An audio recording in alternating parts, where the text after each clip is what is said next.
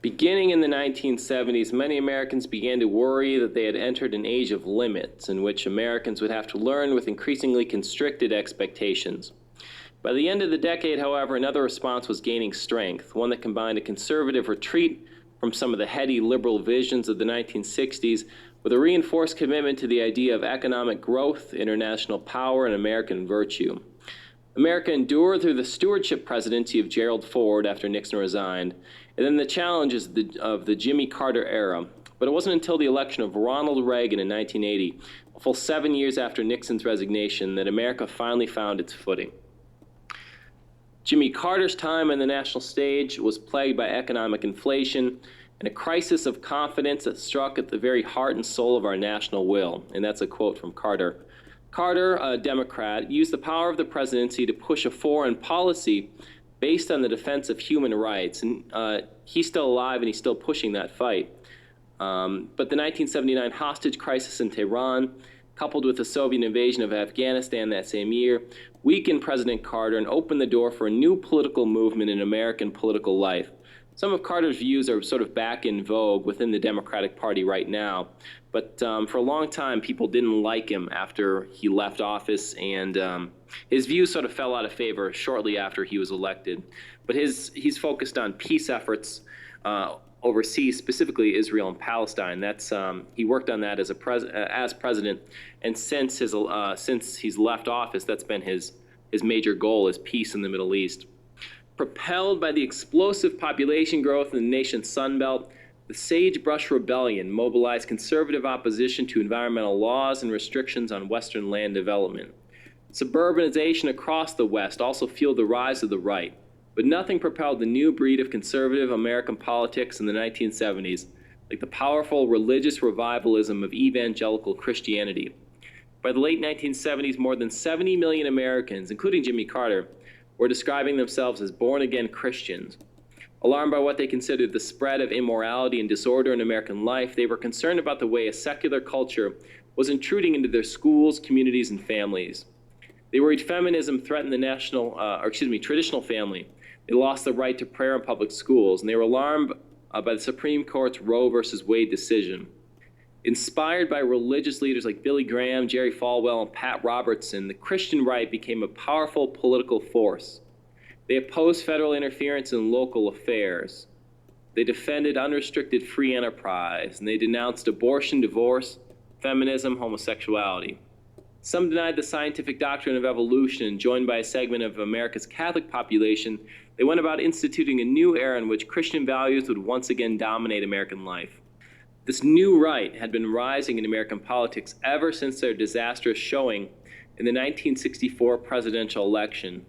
In that election, the Republican Barry Goldwater had suffered a shattering defeat, but out of that political disaster, enthusiastic conservatives rebuilt their political organizing and fundraising systems. By the late 1970s, they had right-wing think tanks, they had lobbyists, foundations, and colleges to draw upon, not to mention millions of rapt evangelical television viewers and conservative talk radio listeners. Ronald Reagan, a moderately successful actor, had delivered a memorable television speech on behalf of Goldwater in 1964, and Reagan worked hard to seize the symbolic leadership of the conservative wing of the Republican Party.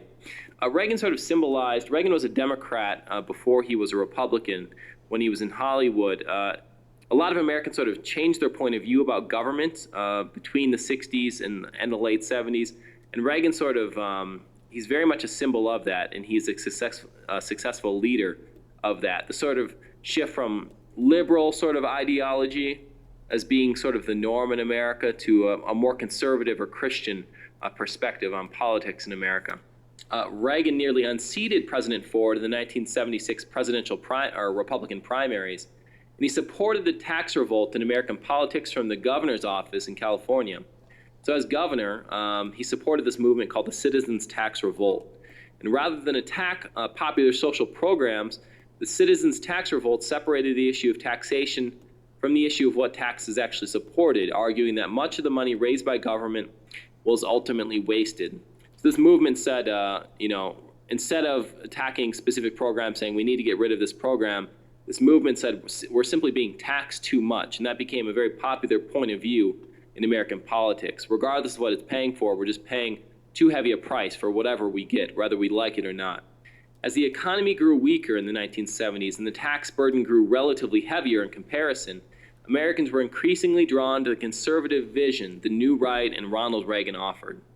In the election of 1980, Republicans rallied behind a sharp critic of the excesses of the federal government, a man who championed a restoration of American strength and pride in the world. Ronald Reagan beat the sitting president, Jimmy Carter, handily, and Republicans took the Senate for the first time in nearly 30 years. No one's beat a sitting president running for re-election since Bush in 1992. So this doesn't happen very often, that a president runs for re-election and doesn't win, especially in modern politics. The American hostages that were being held in Tehran were released on the day of Reagan's inauguration, and President Reagan set about reshaping the federal government from his conservative point of view from the inside out. The coalition that supported Ronald Reagan during his 8 years in office, he gets reelected in 1984, of course, they included wealthy capitalists who sought unfettered capitalism, who hated regulations, and neoconservatives who supported a deliberate escalation of the Cold War with the Soviet Union. It is a testament to Reagan's political skills and personal charm that he was able to balance the uneasy alliance between his anti-government conservatives that supported him out west, the Christian evangelicals who supported him, and the powerful interest groups that backed him. Reagan was the oldest man to ever serve as president, but even an assassination attempt during his first year in office failed to slow him down. His carefully honed public image led some Democrats to refer to him as the Teflon president because they couldn't get anything to stick to him. He effectively distanced himself from the pressures of the office and trusted his advisors and administrators to implement his vision of conservative government, sometimes covertly. So he sort of stayed out of politics when he could and simply trusted the people he appointed to carry out his vision. This helped shield him from criticism and scandal, including a $500 million savings and loan industry debacle and the Iran-Contra affair, which you can read more about in the book. Part of that vision was a reimagining of the American economy. Reagan's famous experiment with supply-side economics, sometimes referred to as Reaganomics, operated on the assumption that the woes and problems of the American economy were in large part a result of excessive taxation on wealthy individuals and businesses. Reagan believed that if you taxed the rich people and rich businesses less, that money would trickle down to the people instead of to the government. So the highest tax rate right now, I think, is like 35%. So if you make more than $1 million a year, roughly, I'm spitballing here, you pay 35%. If you make a lot less, if you make what I make, you're paying, 15% or something like that. So right now in America, the more you make, the higher the percentage you pay, but it used to be skewed a lot heavier. So Reagan put it where it is essentially now, where the rich still pay a higher percentage, but it's a lot less. He brought tax rates down on the theory that instead of the government taking the money of the rich people should keep it, and then eventually they'll buy the products or invest it. It'll get to the lower parts of the economy. It'll trickle down to the people instead of just going to the government.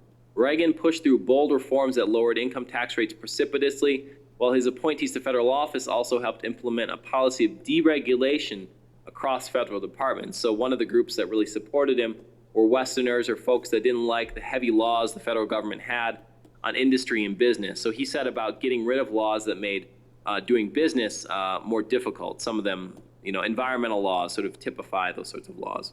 Though he promised to balance the federal budget, Reagan presided over record budget deficits due in part to increases in the cost of entitlement programs like Social Security and Medicare, but mostly due to his own record tax cutting and military spending. So when Reagan cut the taxes so precipitously, that meant the government got a lot less money in from rich people and rich businesses. The bills were still due, but the federal government had a lot less money to pay those bills with, and so we went deeper into debt. He also spent a lot on the military, so he increased military spending. So by lowering taxes on a lot of people, the government went deeper into debt because he didn't cut spending. He simply cut tax rates and in fact increased spending. Though the president said he supported a balanced budget amendment to the Constitution, something that still gets talked about today, the Reagan administration added much more to the federal budget than its cuts and domestic spending removed, and Congress never approved the balanced budget amendment. So Reagan talked about a small government, but in fact simply shrank the pool of money going to the government, but didn't really cut spending at all. On the global stage, Reagan referred to the Soviet regime as the evil empire, and proposed ambitious military spending in the form of the Strategic Defense Initiative, or Star Wars program. It was designed to shield the United States from any and all incoming nuclear missiles. Though the administration bowed to political pressure by agreeing to limited arms control, that is nuclear weapons control negotiations, the Reagan administration created a policy known as the Reagan Doctrine, a strategy designed to resist communism and anti-Americanism in the Third World.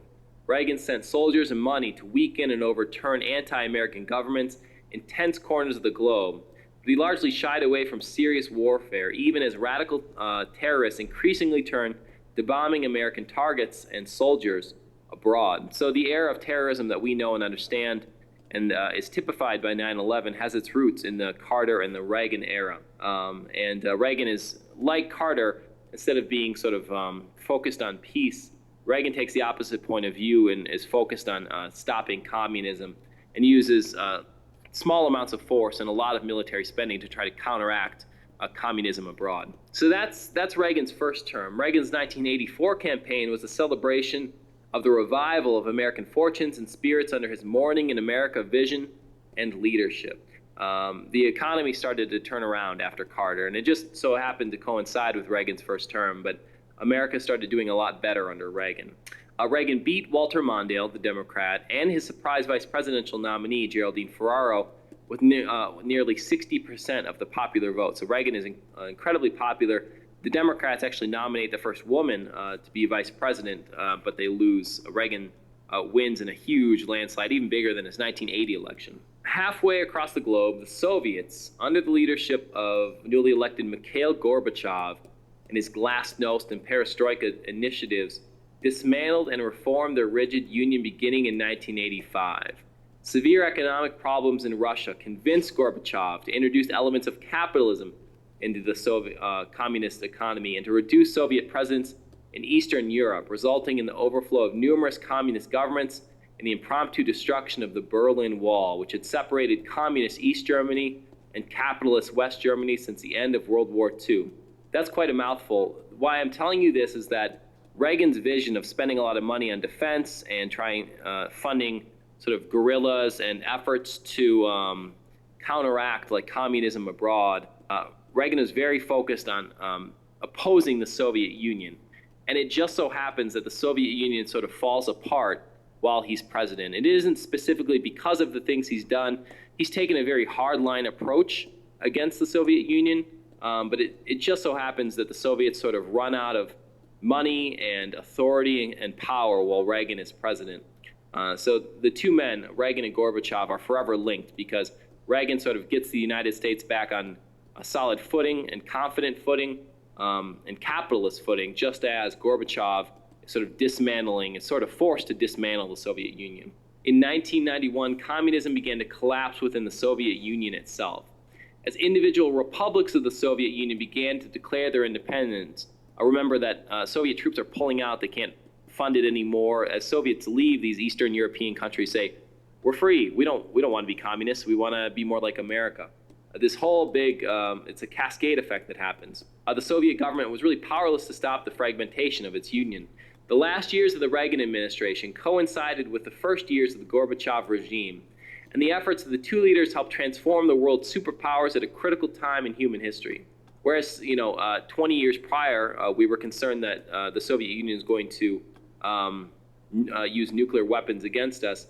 We have a powerful president in Reagan, and all of a sudden we're watching the Soviet Union sort of collapse under its own weight. Capitalism and the American way of life, which had been shaken repeatedly in the 1960s and 70s in the face of communism abroad, had outlasted the threat of global communism. So as the world watched in wonder as Soviet communism and South African apartheid collapsed, America found itself in the unanticipated position of being the only real superpower left in the world. And this is our wrap-up here. This is the end of the chapter, end of the course. Rather than implement an unprecedented military pullback, the new Republican President George H.W. Bush, the first President Bush, put American power to work defending regional and economic interests. When Saddam Hussein, the military leader of Iraq, invaded Kuwait in 1990, the Bush administration persuaded virtually every important government in the world, including the Soviet Union, to join the United States in locking Iraq out of international trade. Allied air forces soon began a massive 6-week bombardment of Iraqi troops and installations. The United States and our allies committed a large military troop presence to the region. Only 141 Americans were killed in the Persian Gulf War. And Iraq accepted a ceasefire after only 5 days of on-the-ground fighting. President Bush's popularity soared after the Persian Gulf War, but an economic recession and the unexpected independent political campaign of fiscal conservative and Texas billionaire Ross Perot tilted the 1992 election to Arkansas Governor Democrat Bill Clinton. And so that's where we will end the course. Bill Clinton's election is sort of a lot like Barack Obama's election. He's very, very young. We've had Republicans for a while. We get 12 years of Republicans with Reagan, and then Bush.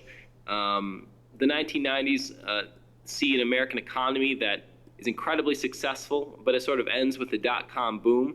So early tech companies like Yahoo and other companies get overvalued. The economy does really, really, really well. A lot of people invest a lot of money. Then the economy sort of tanks roughly around the year 2000. That's when President Bush is elected. 9/11 happened shortly thereafter. And now we're not too far from where we are today.